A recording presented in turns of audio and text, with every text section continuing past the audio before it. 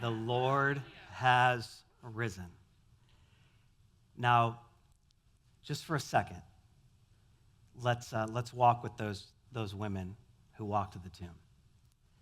The walk is somewhere around a mile, give or take a little bit. It's somewhere between a 10 to 20-minute walk. And can you imagine just a little bit of what that walk feels like? Can you imagine a little bit of what the conversation is like? Is it a conversation that's filled with what's next? What do we do? What happened to the plan? Who is Jesus really? Is it a conversation that's filled partially with the sounds that come from a numb soul, or a soul that's in complete and utter shock? Is it conversations that are filled with tears because of the grief and the intensity of the grief, the depth of the agony and the disappointment? What's that 10 to 20-minute walk look like as these ladies go to a tomb to really just ensure that Jesus' burial is complete and proper, the spices, the embalming. They know there's a soldier waiting, there's a big stone to roll. They know what's the conversation really, or is it just silence? Is the agony and the overwhelm so much that it's silent? You see, here's the dynamic you and I find ourselves in today, is that we're celebrating a resurrection. We're celebrating a literal rising from the dead by this person, Jesus. And there is enormous wonder in that. Enormous wonder. And yet, what if our wonder of Sunday and a resurrection could be more full, more complete? If we really could understand how to embrace a little more of the weight of Friday. Our understanding and our connection with the weight of Friday absolutely and directly impacts our wonder of Sunday. Our understanding, our identification with the pain of Friday absolutely and directly impacts our experience with the power of Sunday. They cannot be pulled apart. A resurrection story without an understanding of a death isn't really a story. And yet a death without a resurrection isn't really a story either. And so for a couple minutes today, let's just travel back in time from a Sunday to a Friday. Let's step through the quiet and the loss and the stillness of Saturday. Let's get back to this Friday, this moment in which Jesus is being crucified. The moment Jesus always knew was coming. There's nothing in Friday that's like this. Jesus knew, this is why I came. This is why I came. I want to read from Matthew chapter 27 today. It's in the New Testament Bible. It's one of the biographical accounts of Jesus written by a guy named Matthew, who's writing really to a bunch of Jewish people, trying to help them. You can envision it like a lot of people around religious environments. He's writing because in so many ways they failed to recognize and receive Jesus. And so now he's trying to help them by putting Jesus' story all in like one document that he could send to them. In Matthew chapter 27, we're going to read about the crucifixion of Jesus. We're going to start in verse 38. It says there were two rebels, or these common thieves, were crucified with Jesus, one on his right and one on his left. Those who passed by, they hurled insults at Jesus, shaking their heads, saying, "You are going to destroy the temple and build it in 3 days. Save yourself. Come down from the cross if you really are the Son of God." They're pushing back at Jesus some of what Jesus had said. They're like, "See, you said these things, and now they clearly must not be true." Like Jesus talked about a temple being torn down and rebuilt in 3 days, but he wasn't talking about a physical temple in the middle of the city. He was talking about himself. Is this temple, this house, and this person of God. Verse 41, in the same way, the chief priests, the teachers of the law, the elders, the religious leaders, the people supposedly in charge of people's spiritual well-being, they mocked him as well. He saved others, they said, but he can't save himself. He's the King of Israel. Let him come down now from the cross, and then we will believe in him, which isn't a true statement. They've already seen miracles, many of them. They still don't believe. They know of Jesus raising people from the dead. They know of Jesus feeding thousands of people with almost no food. They know of Jesus healing people. In fact, they've ridiculed Jesus sometimes when he did heal. They've already seen the miracles. They don't need another miracle. That's not what the convincing factor is going to be, and yet that's what they're really saying. Saved others, but he can't save himself. Come down from that cross. Verse 43, he trusts in God. Let God rescue him now if he wants him. For he said, I am the Son of God. In the same way, the rebels or these thieves who were crucified, well, they took their turn too. Verse 45, from noon until 3 in the afternoon, darkness came over the land.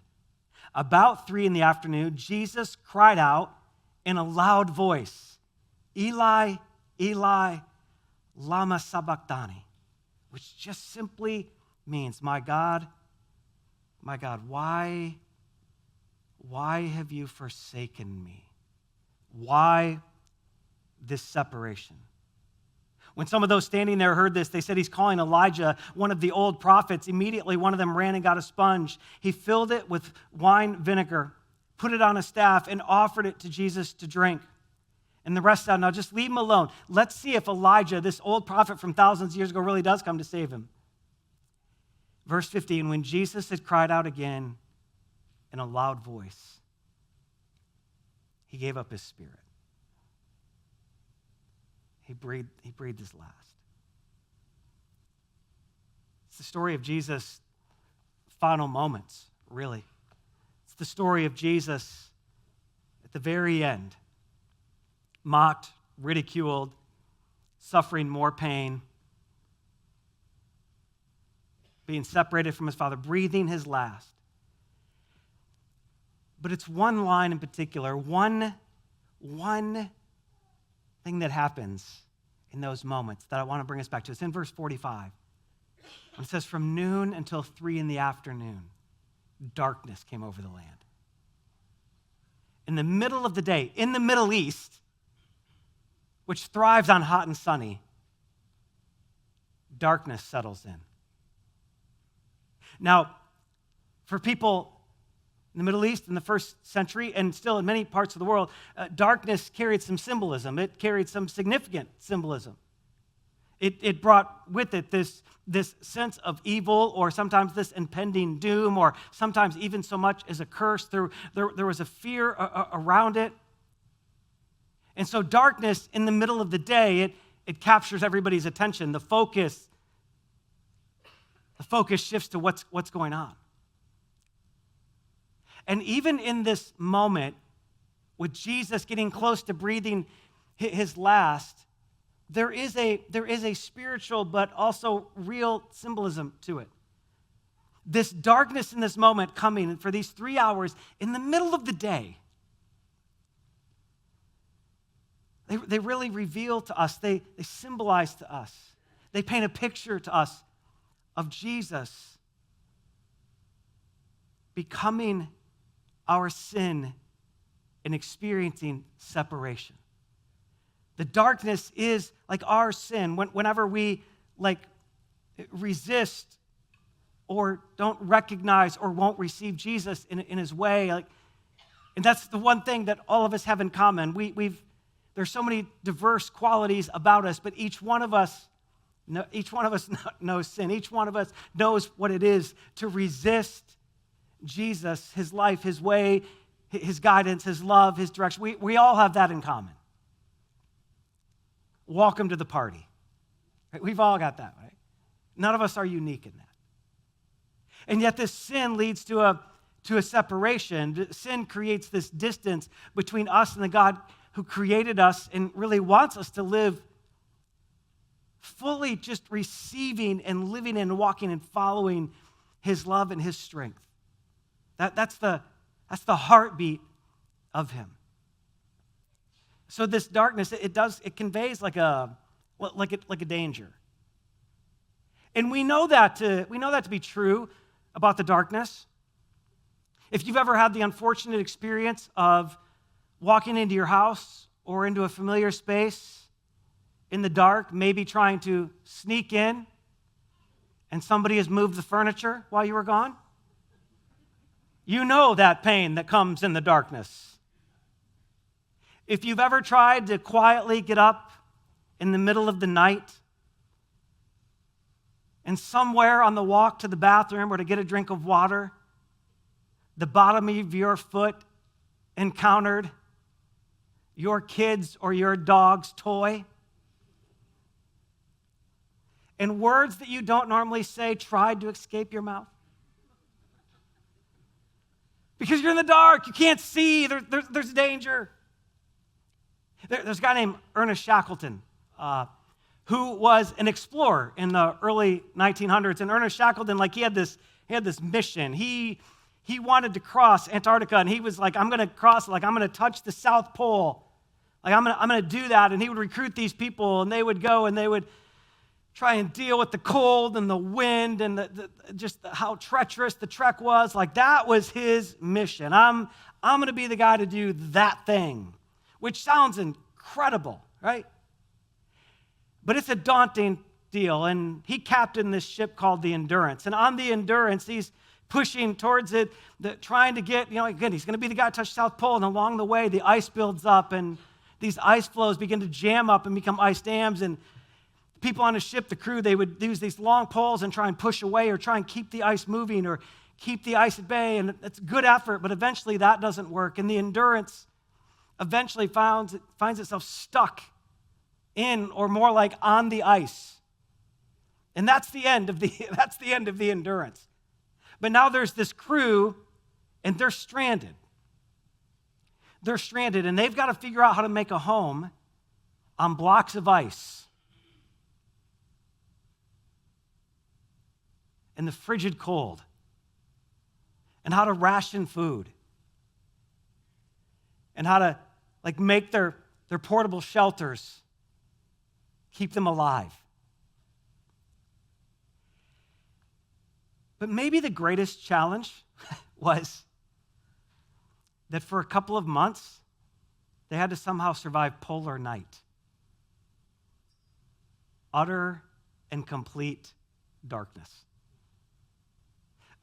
Months when the sun wouldn't rise. And the cold was one thing, but Ernest Shackleton even said, the utter darkness is far worse than the cold.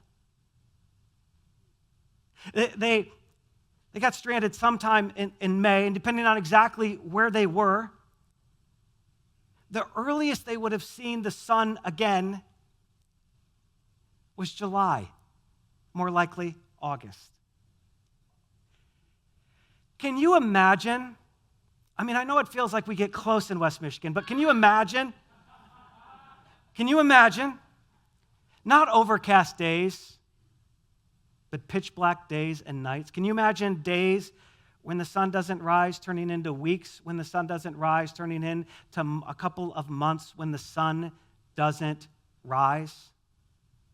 And in the utter darkness, Shackleton's men would oftentimes begin to experience a brain fog because you lose orientation on where you are. It's hard to see much beyond yourself, and you might be able to light a lamp, and they would kill seals to get the blubber to keep lamps lit as best they could, but there was a limited supply of even that. And so this utter darkness and the sun never rising, where were you? And you knew you were alone, but you still wondered what lurks out there where I can't see. The discouragement that comes from never feeling the warmth of the sun, even in a cold environment. The fear of what they would run into and what they would encounter. And how easy it is in the darkness to lose any real sense of purpose.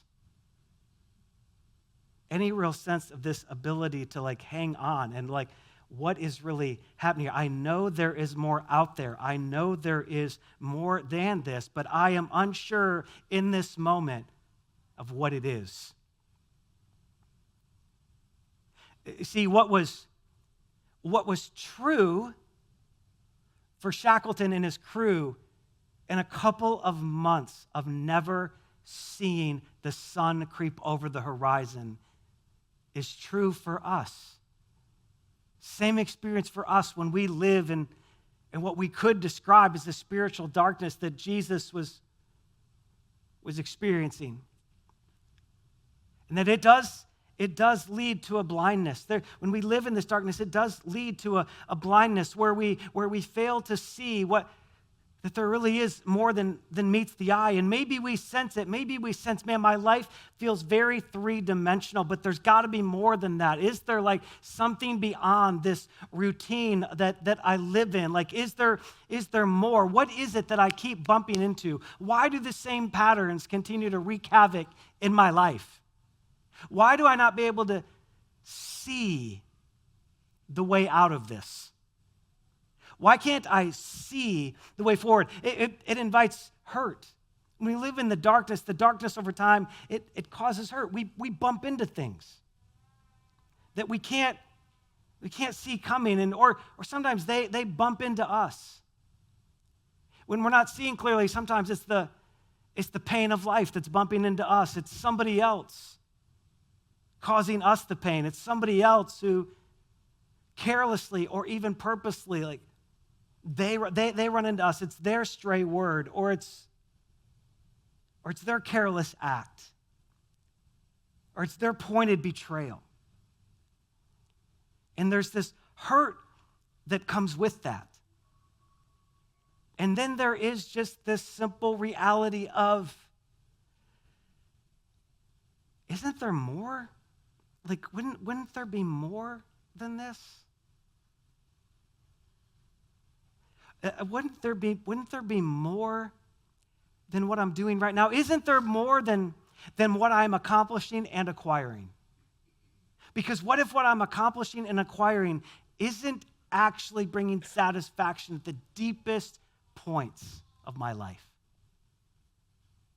See, here's what's true. When we live in the darkness, and this is part of what Jesus is dying for, so that he could come back and beat all of this. Like when we live in the darkness, there just is a reality that over time, that darkness causes us to be blind, hurt, and lifeless.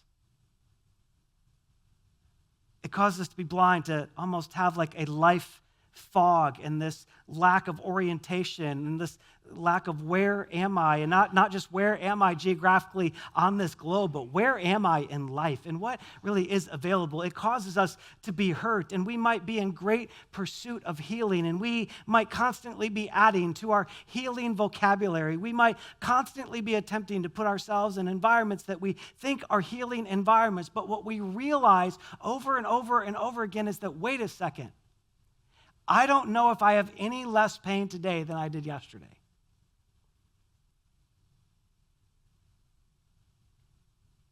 And this ability to live alive but lifeless, to be people who in our body are alive but are walking internally dead. Knowing somewhere, there's more to this, that my life has so many good, but there's more, there's something more, there's something more, there's something more. What do we do with that? See, here's the thing. Listen. This is Friday. This is Friday. So let's just ask the question, is there any place where maybe you feel a little blind, where maybe you feel like there's more going on around me than I can really put words to. I can't really figure out the full way forward. I can't really figure out the way out of this vice or out of this sense of being stuck. I can't really figure I can't really seem to find healing. I spend much of my time and much of my resource pursuing healing and trying to be healed and talking about healing, but I don't feel like anything's actually healing.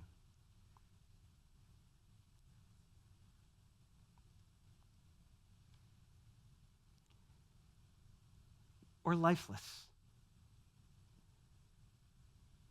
I've accomplished and acquired so much. Why do I feel so empty? Why do I feel so empty? Why do I feel so broken? Why do I feel like there has to be more? For us to really understand the power of Sunday and resurrection, we just have to see ourselves in the pain of Friday. For us to understand the wonder of a resurrection, to actually be amazed by it, we've got to understand the weight and the agony of a Friday. And again, let's just be fair with one another. The question is not do we all live in a Friday? The question is not have we not all experienced a Friday? The question is will we acknowledge it? Will we acknowledge that I too have sinned? I too lived in darkness. I too understand brokenness. I too have pain. I too don't see things all the time the way I too have sin that has brought darkness and separation to my life. The question is not, has Friday marked my life? The question is, will I acknowledge and admit where Friday has marked my life? See, here's why it's so important. Here's why it's so important. Because if we don't see it, literally the resurrection doesn't matter. It doesn't matter. The resurrection's pointless. It's pointless with no Friday. And I know Friday can be difficult, and it can be hard to sit in, and it can be hard to acknowledge our pains and our hurts and our rejections of Jesus and our sin. That can be very difficult. I know. Here's the good news. The cross was difficult for Jesus, so there's instant compassion on his part, right? Nobody can offer more empathy in this moment than Jesus. He just can. He's made for it.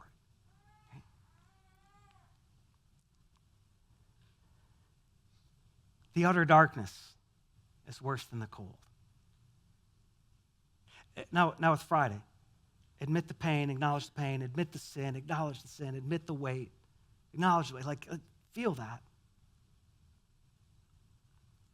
And then let's go back to where we started a minute ago. Let's go back and just one more time trace the steps of these ladies who very early one morning went to the tomb looking for Jesus. Chapter 28 of Matthew. After the Sabbath at dawn on the first day of the week, Mary Magdalene and the other Mary went to look at the tomb. Again, what's that conversation? They know Friday. They know they're super well acquainted with Friday. They know they're carrying pain. They're living in a blindness. They can't yet quite see everything as it really is and what's really happening and what's really going to be available to them. As they get there, there's this violent earthquake, as if their day isn't hard enough already.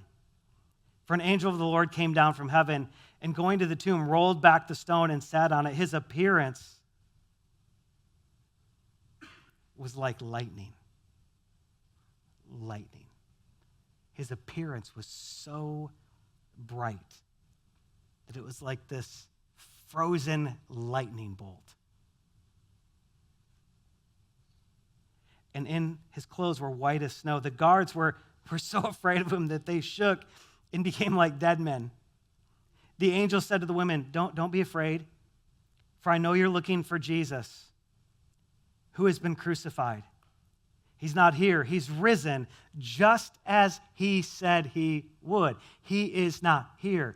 He is risen. He is not here. He is risen. Their Friday just changed. They don't know it yet, but it changed. It just changed. Friday just got a whole new meaning. Friday just became a beginning. Friday just became like an opportunity that would give way to a fresh start, to something different. The pain just gave way to the power. The weight just gave way to the wonder. They don't know it all yet. They don't understand it all yet. But everything's changing. Come and see the place where he lay. Then go quickly and tell his disciples, Jesus, is risen from the dead. He's going ahead of you into Galilee, and there you will see him. Now, I've told you this. Check this out. Can you imagine?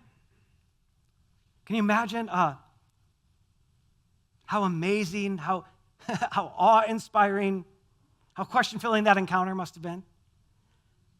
We're almost damaged by 2,000 years of hearing that. We lose a little bit of the awe of it, which is why we got to understand Friday. That's why we got to sit well on Friday, acknowledge our sin that we too have resisted. Do resist, do reject, do push away, do ignore. We do walk in blindness sometimes. We do still have pain that sometimes doesn't heal. And we still sometimes live lifeless, or maybe have always lived lifeless, looking for more. When we come to grips with that again, we get to come to grips with, oh man, if I can encounter Friday, I can embrace Sunday. Imagine what that felt like. Now here's the thing. These women, they're going to the tomb. When they're walking, they don't really understand the whole story. They don't really understand what's happening yet. They're blind. They're blind. And the resurrection of Jesus and the message of this angel helps them see. They're in unbelievable pain. Their friend, their teacher, their rabbi, their family member, their miracle worker had been crucified by a vicious, vicious system. This word of resurrection and newness, it starts to bring a healing that nothing else could bring. The angel says to them, now look, you know now that he's risen, I want you to go. I want you to go. Go tell the others. Go tell the others. And in a moment, they get a new life. They get a new purpose. They get a new direction. It all it starts over for them. Like there's this fresh beginning. They go from blind to this new direction. They go from all this pain to experiencing healing, right? They go from thinking it's over to new life. And if you and I would allow ourselves to experience Jesus as the light, he brings us new direction, new healing, new life. That's what Jesus wants to bring to you. That's what he wants to bring to me. That's why he did what he did. That's why there's a Friday, because he's got to get rid of the old. And then there could be a Sunday, which would introduce the new. And for us, the invitation is to embrace both. We got to embrace Friday and acknowledge it so we can actually be freed from it, so we can actually be pulled up out of it and brought to Sunday.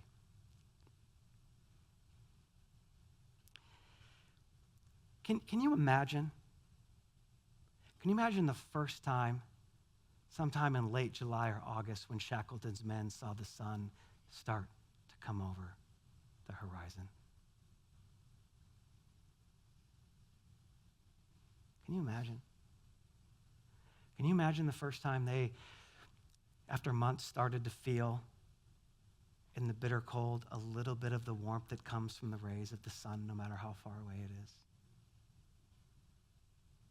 Can you imagine the first time the ice they walked on went from just a dark mass below them to something that glimmered in the sun again?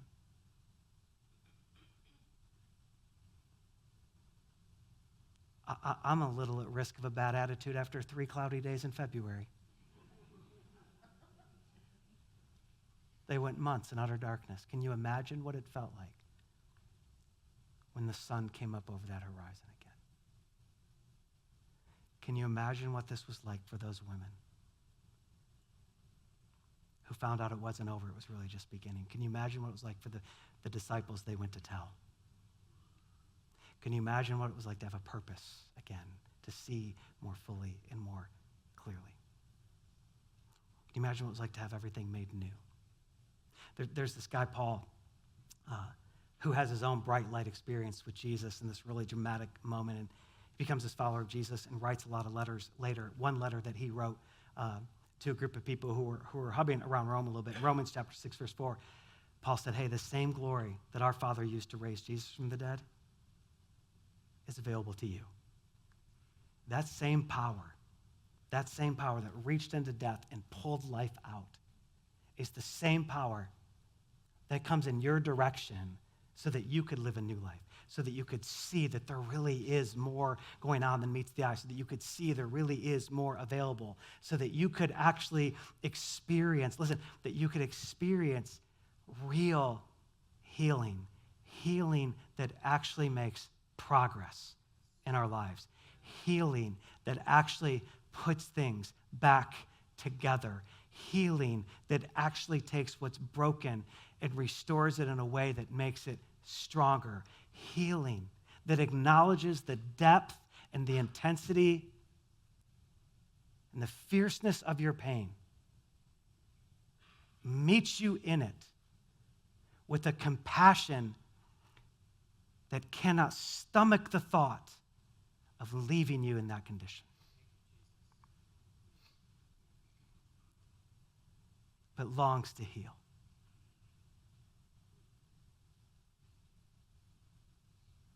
And bring us new life. Bring us new life. Now, today, like you could say, I want that. I need to see like more fully. I've always known there's got to be something more going on. There's more to this thing, and I want that. Jesus, I'm tired of being like living in my pain and letting my pain actually be my master. I don't want to deny my pain, it's real, but I'm also tired of it being the thing that controls my life. I just want you to know, like, Jesus would love nothing more than to rescue your life, help you see, help you heal, and make you new. Jesus would love nothing more than to come as a forgiver and a grace giver and enter into deep and intimate relationship with you, to help you see, to help you heal, and to help you be made new. And you could respond to that today. Like that's the whole point of the resurrection story, is that Jesus is saying, please see me, please receive me. Please recognize me and receive me. I've done this for you. I want to also be very honest with you. The entrance into a relationship with Jesus is not the entrance into perfection of circumstances and life conditions, because there is darkness in the world.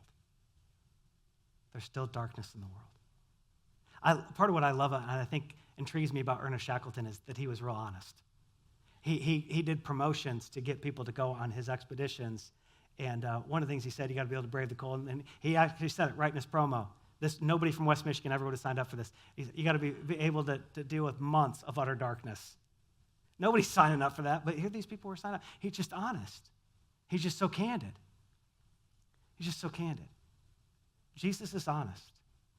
Like, I have an eternity for you, and that eternity can start right now. Right now.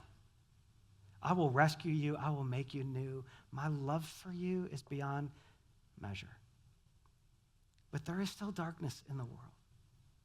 John, one of Jesus' closest companions in his time on earth, John was writing about him in one of his letters, again, just this biography of Jesus' life.